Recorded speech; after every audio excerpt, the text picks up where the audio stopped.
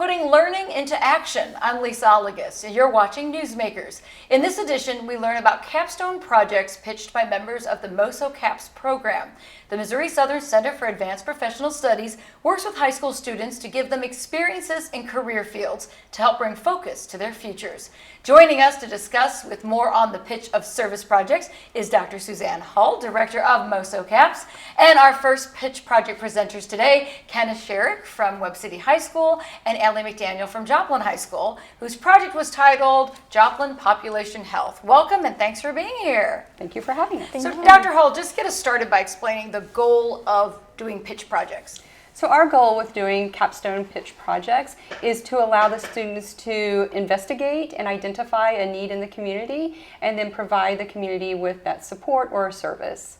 So there could be realistic solutions to problems? Absolutely, absolutely. So we have students, we have Ricky Smith from Freeman Healthcare Systems come in. She works with the students to help them identify their passion. And so she puts up all different types of categories in the classroom, and then they go through and identify exactly where their passion lies, which leads to them selecting their capstone project. And you're going to be more invested in doing a project if it's something you feel strongly about. Absolutely. Which would make sense. All right, so Ken and Allie, how did you decide on population health? Well, it was kind of a journey for us. We both want to go into emergency medicine, so that was definitely our passion, and we explored several different ideas, and then we settled on the population health by talking to the population health people at Freeman, and identified how we could turn it into reducing the number of unnecessary ER visits in our area.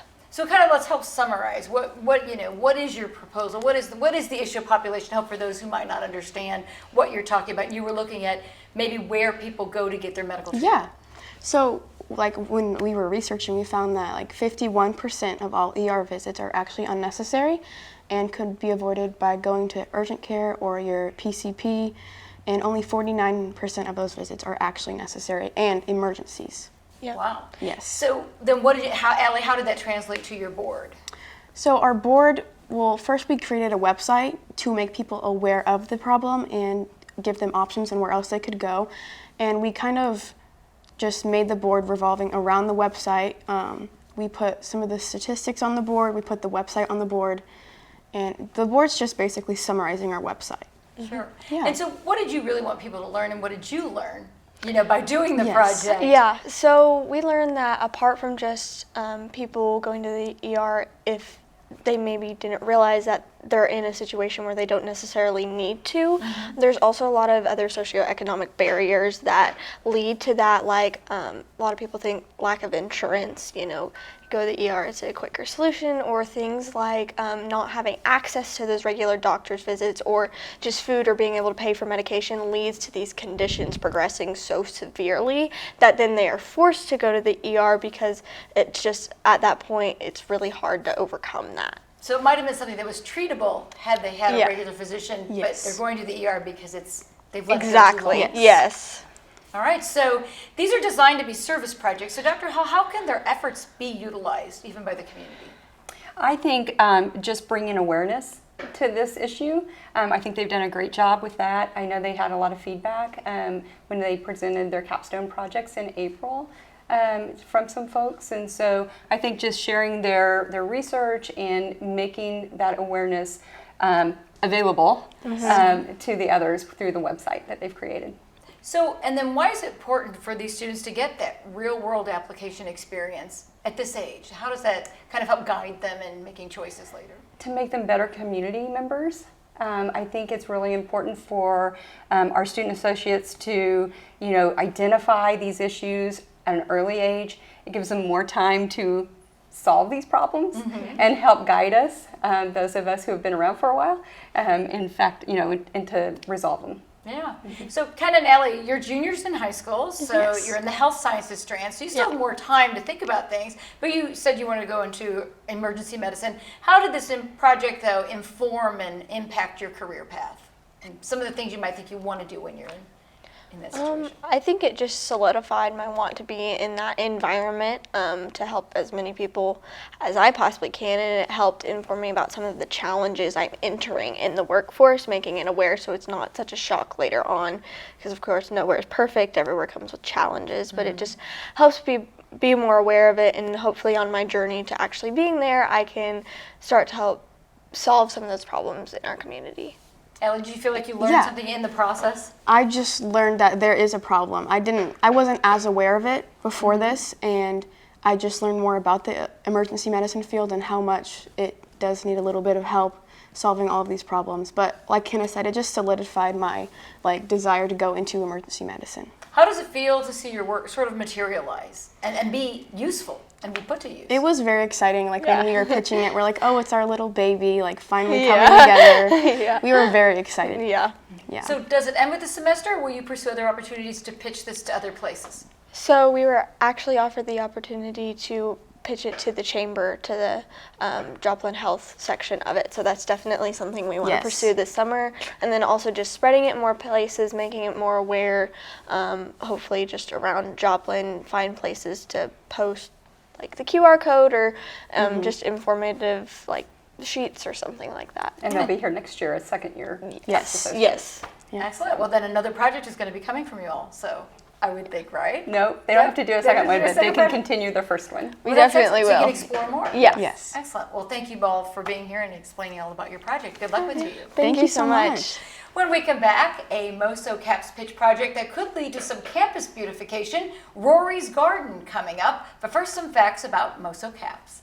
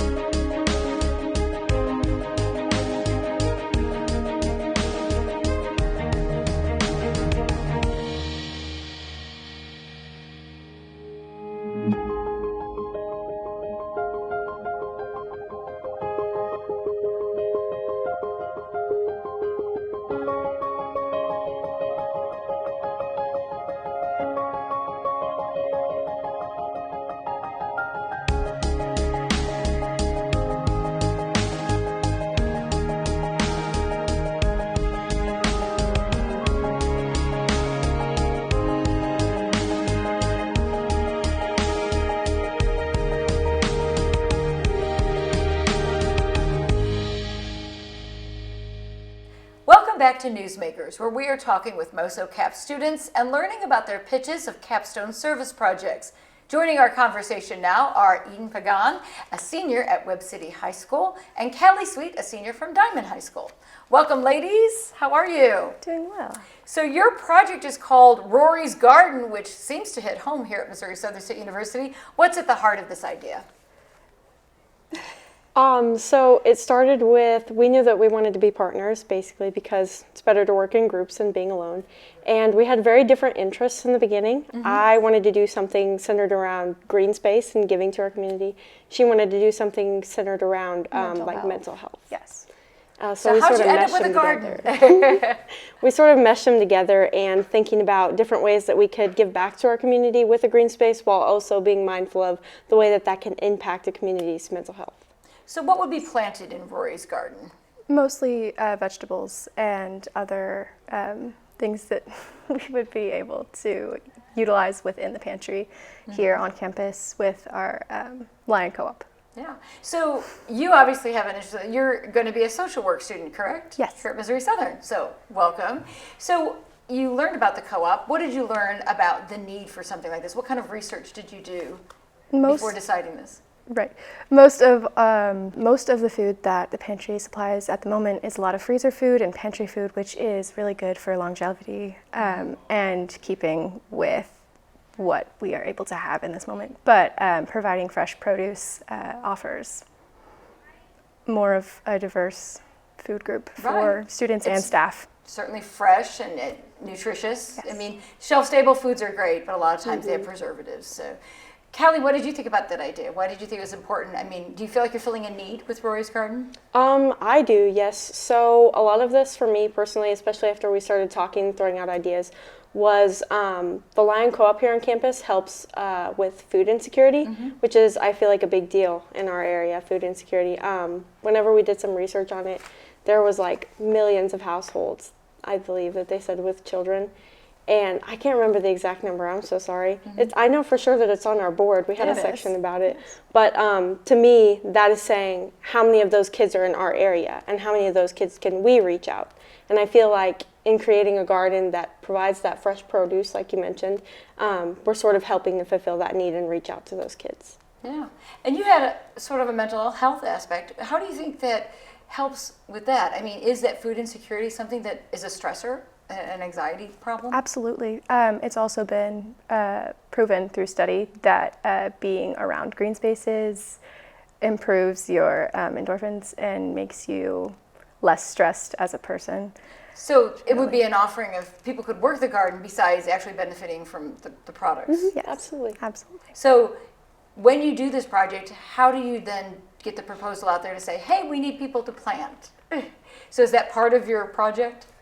A big part of that was reaching out to groups on campus that would be able to start, sort of like plant that seed in a way, like our plant club here on campus. I know that our contact in the library, Ms. Carr, has talked about reaching out to the president of our plant club to sort of get that ball rolling. Sure. Were you surprised to learn of the need, even here on campus for food and products like that? I wouldn't say that I was 100% surprised because I know that a lot of families that I've known in my personal life have also struggled with this. So it was kind of a need that hit home. Yeah. So when you do a project like this, do you have to consider the challenges or obstacles? What would you face in implementing something like this? The donations that we would get. So because it's a project that we aren't able to fully do by ourselves, then we're relying a lot on donations. Yeah.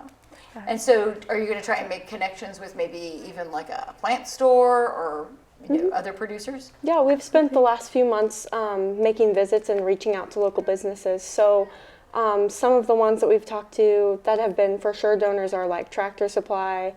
We also talked to Atwood's. I'm blanking on the other ones. What were some of the other ones? Home Depot was one of our donators. So some of the bigger businesses around here. That's great. Yeah. So how does a project like this then impact what you hope to do in the future? How do you think it informs kind of your career choice? Did it cement that for you? I don't know that this 100% had to do with my career choice because like I mentioned earlier, I want to go into education.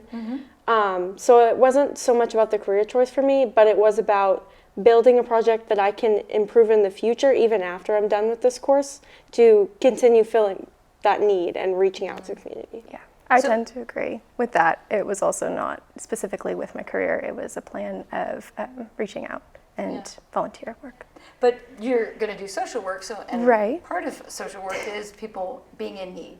Absolutely. And poverty can be something that certainly impacts people socially. So what is your big hope for a result in doing your project? How do you hope it all turns out? I mean, you're going to be here at Missouri Southern. You're going to make it happen? Yes. We're going to work our best to. Yes. Did you have to do sort of a scoping out a site where it could be located? Did you have to talk to the college about that? Is that still in the works? Yes, we've actually been working with Amber Carr out at the library. She's been our primary contact, and it was a project that she was already working on, finding a place for a garden to be put in. And so we've utilized that with this project. Excellent. Yes. Well, thank you both for telling us all about it. We appreciate you being here. Yeah, thank you so much for having us. And we're taking a break, and when we come back, two students tell us about an effort to turn benches into temporary shelters. But first, as we go to break, how you can get involved in Rory's Garden.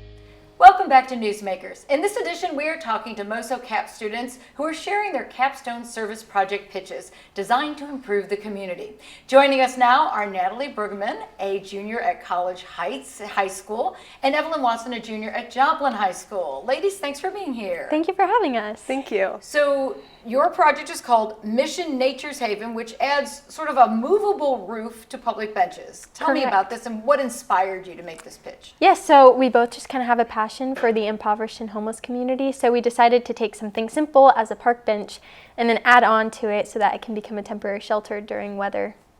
So did you discover a need for this in our area communities? Yeah, so I went out and took pictures of different park benches around downtown Joplin, the Spiva Center, and even in Landreth Park. And what I've noticed is that most of them either have a arm bench in the middle or they don't have enough room in the back that you can rest your entire body on. So those people who are impoverished or don't have a place to stay for the night have to resort to either a park bench or a homeless shelter, and usually the homeless shelters are all full and they are usually having to go to those park benches, and what I've noticed is they're just not applicable to stay there for the night. Right, and especially then if there was inclement weather. So Correct. how does your bench situation, how does your solution work? Tell us about that. So basically there's just a back that lifts up temporarily and so it can go back down, and we also incorporated a verse on it that we hope can just provide a little bit of encouragement, but they can put it up or down just depending on the weather. So during weather such as rain or snow, it just can provide a temporary needs of protection. Was there other research you had to do for your project? So I attended a poverty simulation at Carl Junction High School, and there we just did 4 weeks within 30-minute time spans, and basically we were given a scenario as an impoverished person, and our goal was to survive with having enough money, feeding ourselves, and then providing for family if we had little kids. And I realized how much more difficult it really is, and that there are just life events that happen that you don't expect and you can't really do anything about it. So while they're trying to get into one of those homeless shelters, they can use the park bench as a temporary. Right. So this is a project that would require possibly some kind of funding. I mean, there's a little construction involved, maybe donated services. Did you have to come up with a cost analysis, and what did that mean for you? Yeah, so I even contacted someone called Bridgman Builders, and I talked to I emailed their head person, which is Zach Bridgerman, and he gave us an estimate and even came up with a mock wood that has a little bit of plastic and resin mixed in it. And he gave us a cost synopsis, and Yeah. So what kind of challenges did you kind of discover that might exist with a project like this? And is it working elsewhere? Yes, so we actually found out that Rain City in the UK is doing this, and they haven't contacted us back yet, but we're waiting on a response hopefully soon. And they've been using it, and so far it seems to be effective. So we're hoping that we can incorporate it here in America, because I don't think it's been done before yet. So Yeah. some issues that we did run into are sometimes you put that bar in the middle of the bench to prevent people from sleeping on it, so just finding a way to balance that out. I mean, are there communities resistant to wanting people to sleep on park benches? Right, and that's the question. Yeah. I mean, did you get kind of feedback when you were doing your pitches as to what people might kind of think, oh, is this a good idea or a bad idea? Yeah, so when we did our project pitch at Missouri Southern, we had some people ask the question, but most people seemed really enthusiastic about the project and seemed willing to fund it if needed. So our plan is to contact Joplin City of Commerce and then just the City of Joplin to see if it's something that we can incorporate here in Joplin. Do you think it would have to be a public or private funding source for something like this? I definitely think it would probably have to be more of a private funding, but if we can get public funding, so it would be awesome too. Yeah. I mean, if it is a public park bench, you might have to get the city officials involved. Right, yes. Yes. So do you think it could also maybe be helpful for people who aren't necessarily homeless, especially if like there's a rainy day and you're waiting for a bus? Do you feel like there's other citizens who might benefit from this? Yeah, definitely. Like you said, if you're just waiting for a bus, or let's say it just automatically starts raining and you're at the park, you could just like hunker down in that bench and you won't get wet. Did the company that you looked into, did they have sort of a feasibility of how long a product like this might last, since he did have a kind of a combo of wood plastic? He didn't say exactly how long it would take, but I would guess that it would take like a week or two, just depending on how much time he has and how many projects that he already has on hand. Yeah. So you're both part of the Human Services strand. How did this project give you insight into what you might do for a career or how you might utilize this learning experience? Yeah, so I'm actually interested in a career in law and law enforcement. So I think just having done the research and realizing that it's an actual need in our community and that the impoverished and homeless community need our help, I think it'll just help me be more empathetic when I'm going into that workforce. So Yeah. And you? Yeah, so I'm wanting to go into nursing, and I've even seen people come into the ER needing a place to stay for the night, and that's just a huge problem here in Joplin, that no one really has anywhere to go. Yeah. Well, it's a very interesting topic, and it's great that you're looking into it. I wish you luck as you address the Chamber of Commerce, the City of Joplin, and see what kind of feedback you get. thank you. ladies. Thank you. We're going to take a short break, but when we come back, we learn about a website project designed to help the Joplin Humane Society with its pet adoption efforts.